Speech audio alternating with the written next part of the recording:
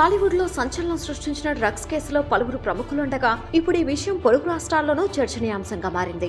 ఈ నేపథ్యంలో కోలీవుడ్ నటి శ్రేయారెడ్డి దీనిపై స్పందించారు. డ్రగ్స్ కు అలవాటు పడిన వారందరూ టాలీవుడ్ పరువు తీశారంటూ ఆమె ఘాటుగానే స్పందించారు.